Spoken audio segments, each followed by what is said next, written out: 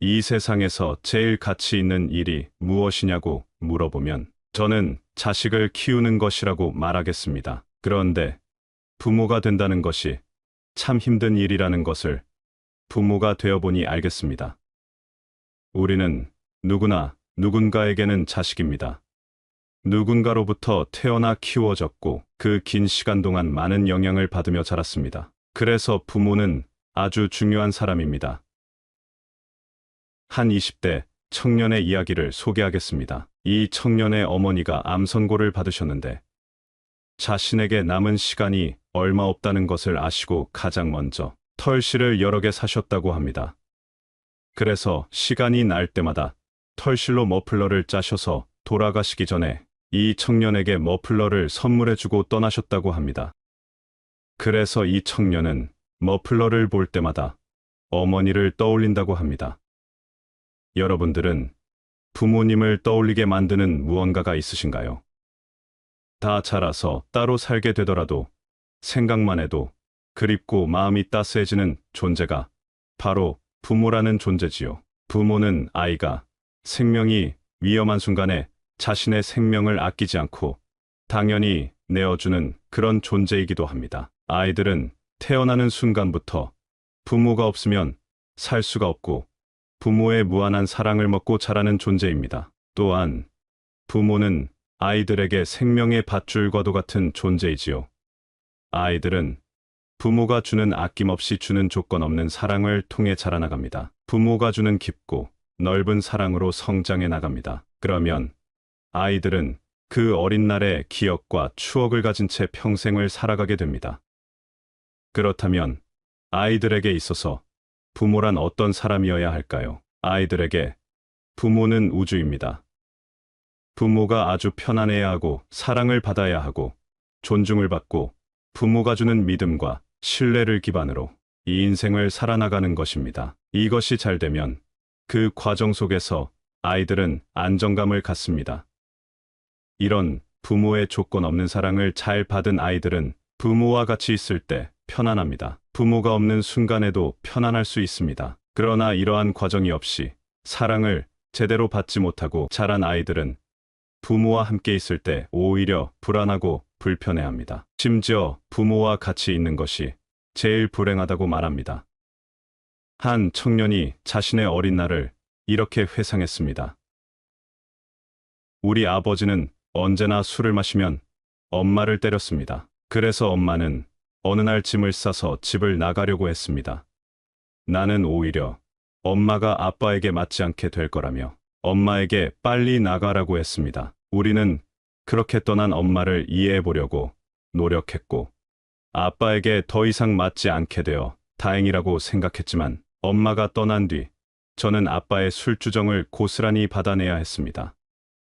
그렇게 어른이 되었고 결혼을 했고 부모가 되었습니다. 물론 그때 떠날 수밖에 없었던 어머니를 이해하지만 우리를 두고 떠난 엄마를 생각해보면 어떻게 그럴 수 있었을까 하는 생각도 듭니다. 이 세상에 완벽한 부모가 과연 있을까요? 우리는 모두 자식을 사랑하지만 자식끼리 비교를 하기도 하고 어느 자식을 편애하기도 하고 때로는 화도 냈다가 비난을 퍼붓기도 합니다. 자녀가 길을 잃고 헤맬 때 따뜻하게 길을 알려주면 좋았겠지만 부모도 사실은 길을 몰라 제대로 가르쳐주지 못하고 같이 헤매기도 합니다. 완벽한 인간도 없고 당연히 완벽한 부모도 있을 수 없습니다. 그러고 싶지 않았지만 자식을 너무 사랑하지만 어떤 형태로든 어떤 식으로든 자녀에게 상처를 줄 수밖에 없는 존재이기도 합니다. 상처를 받은 자식들은 마음이 아프고 괴롭고 고통스럽기도 합니다. 우리가 어렸을 적 부모에게 받은 상처 하나쯤은 이야기해보라고 하면 다들 있으실 겁니다. 우리도 자라서 결혼을 하고 자식을 낳아보니 그때 왜 부모님께서 그랬는지 알 것도 같아서 이해해보려 하지만 그렇다고 모든 것이 깨끗하게 이해되고 용서가 되는 것은 아닙니다. 자식이 위험에 처하면 목숨도 아끼지 않는데 왜 자녀를 키우면서 상처를 주게 될까요? 한 젊은 엄마가 어릴 때 공부 잘하는 오빠와의 비교로 마음의 상처를 크게 입었던 것을 명절날 시골에 내려가서 이제는 노인이 된 엄마에게 어릴 적 받았던 상처를 울면서 이야기했습니다. 그런데 그 엄마는 그 사실을 기억조차 하지 못했습니다. 엄마는 본인이 얼마나 자녀들을 사랑했는지와 좋은 추억들을 많이 기억하고 계셨습니다. 이렇듯 부모는 잘해준 것들을, 자식은 부모가 자기에게 상처 주거나 잘못해준 것만을 기억하는 것이 대부분인 듯합니다. 기억이라고 하는 것이 정서적인 것이므로 같은 추억을 공유하고도 다르게 기억할 수 있고 변형되거나 심지어 왜곡될 수도 있습니다. 자식을 너무 사랑하지만 사랑하는 대상일수록 불안감 또한 높다고 합니다. 왜냐하면 더 잘 키우기 위해서 그렇습니다. 우리는 늘 우리 아이들이 어떻게 될까봐 두렵고 걱정이 됩니다.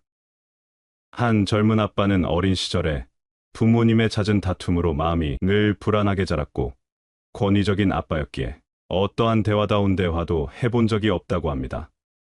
그래서 자신이 아빠가 된 후에는 정말 다정하고 친절한 아빠가 되겠다고 다짐했답니다. 그리고 아이를 잘 키우려고 밖에서 일도 열심히 합니다. 오늘도 야근을 합니다.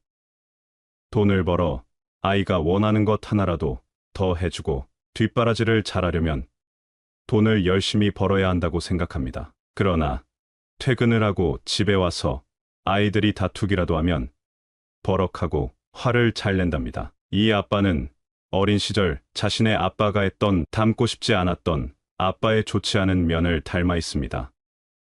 우리는 자라서 무엇을 안 해야지, 조심해야지 하지만 어린 시절 알게 모르게 받았던 상처들이 건드려지면 해결되었다고 생각했지만 해결되지 않은 숙제 같은 것들이 다시 나를 힘들게 하곤 합니다. 우리는 자식과 사랑해서 소통한다고 하지만 많은 경우에 부정적으로 소통하고 있습니다. 늦게까지 결혼하지 않은 자식에게 좋은 사람 만나서 결혼해라, 결혼하면 이러저러해서 좋다 정도로 가볍고 긍정적으로 말하면 될 일도 너 결혼 안 하고 혼자 살면 나중에 나이 들면 외롭다느니 늙어서 아프면 어떡하냐느니 나는 그때까지 책임 못 진다느니 하는 식으로 말입니다. 부모는 자식이 걱정되고 사랑하니까 하는 말이라지만 이런 소통이 반복되면 사랑하는 자녀와 사이가 어색해지고 오해가 생기고 멀어질 수 있습니다. 부모가 의도한 바와 다르게 말이 나가는 것은 본 바도 없고 배운 바도 없어서 그렇습니다. 사람은 누구나 배운 대로 편안하고 익숙한 대로 말하고 행동하기 때문입니다. 그러면서 자녀가 부모 마음을 이해해 줄 거라고 착각하기까지 합니다. 부모는 자식에 대한 욕심을 조금 내려놓고 자식이 행복하다면 나는 뭐든지 다 좋다, 이런 마음을 내야 부모도 편하고 자식도 편하고 행복한 관계를 오래 유지할 수 있습니다. 부모와 자식도 피로 맺어진 관계이긴 하지만 자식이 다 크면 집에 오는 손님처럼 대하라라는 말도 있습니다. 그러니 어릴 때는 무한한 사랑을 주고 다 크면 자식의 행복만을 빌어주고 간섭하지 않는 것이 좋습니다. 자식이 행복할 때 부모도 온전히 행복할 수 있다는 사실을 잊으면 안 되겠습니다. 부모가 키웠지만 자식을 다 안다고 착각하면 안 됩니다. 자식이 무엇을 제일 원하고 무엇을 할 때 가장 행복한지는 부모지만 전혀 알 수 없습니다. 이러한 사실을 인정하면 마음이 편해집니다. 그러니 자식이 정말 잘 되길 원한다면 취직이 잘 되거나 공부를 잘하거나 결혼을 잘하거나 그런 일로 기도하지 마시고 내 자식이 어느 곳에서 무엇 하든 마음이 편안하기를 그리고 행복하기를 기도하시면 좋을 것입니다. 또한 자식을 지금 이 자체로 온전히 사랑하시고 지금 상태로도 충분히 괜찮고 곁에 있어 주어서 감사합니다. 이런 마음을 내면 부모도 자식도 모두 잘 될 수 있습니다.